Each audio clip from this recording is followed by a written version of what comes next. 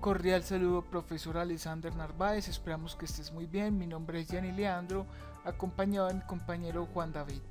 Este es nuestro trabajo final, en el cual el primer punto, que tiene que ver con la herencia, me corresponde a mí, y el segundo punto le corresponde a mi compañero Juan. Bien, comenzando con el desarrollo, explique qué es herencia, para qué sirve, incluye y explique mediante un ejemplo de código. Bien, uno de los conceptos más importantes dentro de la programación orientada a objetos es la que tiene que ver con la herencia. Esta permite la clasificación de manera jerárquica de una clase. De esta forma se puede crear una clase general que estipule tratos comunes entre una serie de elementos relacionados. A su vez, esta clase podría luego ser heredada por otras clases también especificadas. A una herencia también se le es reconocida como una clase derivada, mientras que la clase que realiza la herencia es nombrada clase de base. También es importante hacer mención que una clase derivada también puede ser empleada como una clase de base por otra clase derivada. De esta forma se originan las jerarquías de múltiples capas de clases. Ahora, ¿qué tipo de herencia soporta C++? El tipo de herencia que soporta C++ es la que tiene relación de herencia entre clases, y esta puede ser pública, privada o protegida. Sin embargo, dependiendo del número de clases y cómo estén estas relacionadas, la herencia puede ser tanto simple, múltiple o de niveles múltiples. Es importante destacar que independientemente del tipo de herencia, una clase derivada no puede acceder a variables y funciones privadas de su clase base. Aquí tenemos un ejemplo de el tipo de herencias, y tenemos aquí el tipo de formulita elemental para identificar lo que es una privada, lo que es una pública y lo que es una protegida. En este caso utilicé parte de una herencia pública y obviamente la protegida. Ahora observemos qué son clases derivadas. Las clases derivadas, como su nombre lo indica, permite a los datos de la clase base, como también las funciones, y además otorgar un dato de más, el título de la ventana. En una clase derivada claramente se puede definir una función que existe previamente en la clase base. A esto se le denomina como overdriving, que en español se le conoce como superposición de una función. Para identificar las clases derivadas es importante haber definido claramente desde el comienzo la clase de constructores de las clases, puesto que se usan los constructores por defecto que origina el compilador. Si la clase base tiene a su vez una clase derivada, este mismo proceso se repite de manera reiterativa. Este ejemplo que estamos observando acá lo sustraje de una página de internet muy interesante, y al final del video estará disponible el enlace. Aquí podemos observar una clase pública protegida, y a su vez podemos observar claramente las clases derivadas. Bien, el siguiente punto dice lo siguiente. Bien, ¿qué es polimorfismo? ¿Para qué sirve? Incluya y explique mediante un ejemplo en código. El polimorfismo es la forma que tiene el lenguaje orientado a objetos que permite acceder a objetos de una clase derivada utilizando un puntero a la clase base. Es decir, es una forma más cómoda de la definición de un sistema de tipos, de tal manera que la referencia de una clase acepte direcciones de objetos de dicha clase, como también de sus clases derivadas. Sin embargo, únicamente podemos hacer estos datos y funciones siempre y cuando existan en la clase de base los datos y funciones de los objetos de clases derivadas. De otra forma, serían inaccesibles. Aquí podemos ver un ejemplo de polimorfismo en C++. Bien, en esta última parte del ejercicio dice lo siguiente: defina una clase en C++ llamada automóvil, la cual deberá contener los métodos arrancar, acelerar y frenar con modificador de acceso público y los datos o atributos, color y modelo con acceso privado. Utilizando la herencia, cree una clase derivada llamada Ferrari y que herede de automóvil. Cree instancias de Ferrari que hereden las funciones de automóvil. Recuerda incluir comentarios en el código. Bueno, la verdad, en este ejercicio me pasó algo muy curioso y es lo siguiente. En la primera entrega realmente no pude desarrollar lo que fue, por ejemplo, los atributos de color y este tipo de cosas. Pero en este ejercicio pude solucionar ese aspecto, ¿cierto? Ya pude, por ejemplo, definir el color y este tipo de cosas. Lo curioso es que ahora no fue definir los aspectos, por ejemplo, de arranque y velocidad. Esto inclusive lo hice fue en el primer ejercicio que coloqué de prueba, que coloqué de ejemplo en el de herencia, ¿cierto? Como podemos ver aquí, podemos ver lo que es, por ejemplo, que avance el coche, ¿cierto? Entonces esa fue como la única dificultad que tuve en cuanto al desarrollo de la actividad, porque no los pude integrar de manera lógica. Sin embargo, pienso que lo más importante fue haber desarrollado lo que era el concepto teórico de cada elemento del desarrollo de la actividad, y pienso que eso, al menos a mí en lo personal, me deja como muy satisfecho. Bien, pasemos a la segunda parte de la actividad y la segunda y última parte que corresponde al compañero Juan. Juan.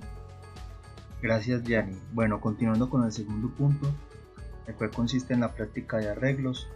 En el primer punto se pide crear un arreglo de tipo entero con 10 posiciones, crear un segundo arreglo en el que se copien los valores de las posiciones pares del primer arreglo y crear un tercer arreglo en el que se copien las posiciones impares del primer arreglo. En el segundo punto se pide crear un arreglo de tipo entero de 10 posiciones, mostrar la suma de las posiciones pares y luego la suma de las posiciones impares. Entonces, como podemos ver aquí en nuestro código de C++, tenemos las librerías que voy a utilizar para desarrollar el algoritmo. Creamos un método main que devuelve un entero, se crea el arreglo de 10 posiciones, se crea el subíndice i, se crean unos acumuladores suma par y suma impar, se crea la variable promedio, la variable suma y los contadores, los cuales van a contar cuáles son los elementos que están por encima del promedio y cuáles son los que están por debajo del promedio. Inicialmente creamos el algoritmo, con un ciclo for creamos el arreglo, el cual va a iniciar en la posición 0 y va a ir hasta la posición 9, se va a sumar de 1 en 1. De esta forma, con otro ciclo for imprimimos el arreglo. Posteriormente lo que hacemos es crear un arreglo, el cual va a empezar en 0 y va a ir sumando de 2 en 2 para poder mostrar las posiciones pares, o sea la posición 0, 2, 4 y 8. Luego lo que se hace es imprimir este resultado imprimiendo el acumulador suma par.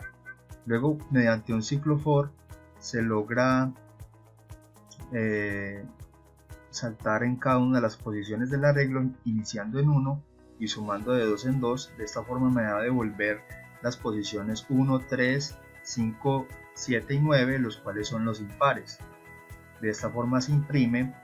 Luego, por medio de un cout se imprime el acumulador suma impar. Luego, mediante otro ciclo for, el cual va a ir sumando los números del arreglo, los va a ir acumulando en la variable suma, y luego se va a dividir por 10 y de esta forma se crea el promedio. Luego se imprime el promedio y mediante un ciclo for se va a ir comparando el arreglo en la posición i si es menor que la cifra promedio, y en el caso de que se cumpla esta opción se va a inicializar el contador y se le va a sumar 1. En el caso de que suceda lo contrario, si el arreglo en la posición i es mayor, se va a inicializar la variable contador mayores y se le va a sumar 1. Finalmente se imprime cada uno de los dos contadores. Bueno, ahora lo voy a correr.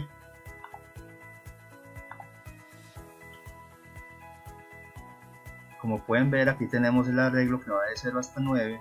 Tenemos que las posiciones pares son estas. Tenemos que la suma de los elementos pares da 20. Tenemos el arreglo de las posiciones impares, que es este. Y tenemos tenemos que la suma de los elementos impares es 25. Tenemos que el promedio es 4.5. Que el número de elementos mayores al promedio es 5 y el número de elementos menores al promedio es 5. De esta forma acabamos los puntos 1 y 2 de la parte de los arreglos. Luego lo que me pide es crear un arreglo de 10 valores numéricos enteros, hallar el promedio, mostrar la cantidad y el número de valores menores y mostrar la cantidad de valores mayores del promedio. Eso fue lo que acabé de mostrar. Luego pasamos a las matrices, que me pide utilizando una matriz mostrar las tablas de multiplicar del 1 al 10. Entonces nos vamos al punto de las matrices. Normalmente se llaman las librerías. Se crean los índices I y J. Se crea la matriz de 10 por 10. Se crea la variable total. Posteriormente, mediante un método main que va a devolver un entero, se crea la matriz mediante dos ciclo for, y luego se crea la multiplicación de la columna por la fila y se acumula en la variable total. Luego lo que hacemos es, mediante un ciclo for, vamos a imprimir la matriz, pero mediante un ciclo if vamos a tratar de que los espacios queden mejor puestos en la matriz. Luego, mediante un cout y un end L, podemos crear la estructura de la matriz. Aquí lo corremos, lo compilamos y lo ejecutamos, y aquí podemos ver nuestra matriz que muestra la tabla de multiplicar.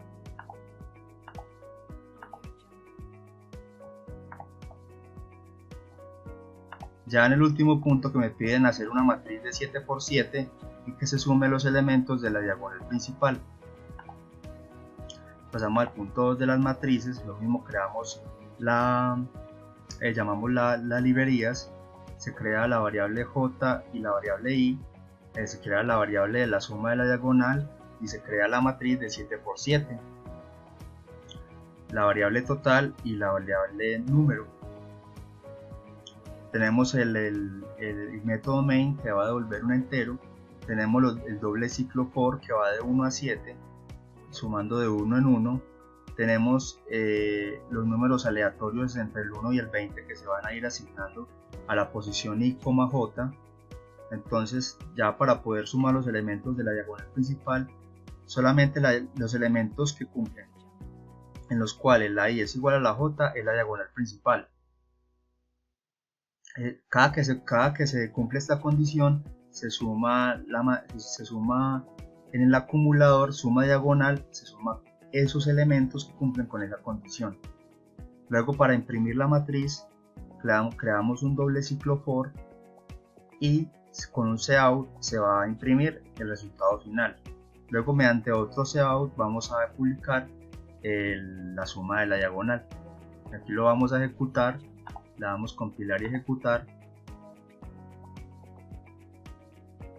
Aquí tenemos nuestra matriz de 7 por 7 y la suma de los elementos de la diagonal principal es 2, como se muestra en este caso.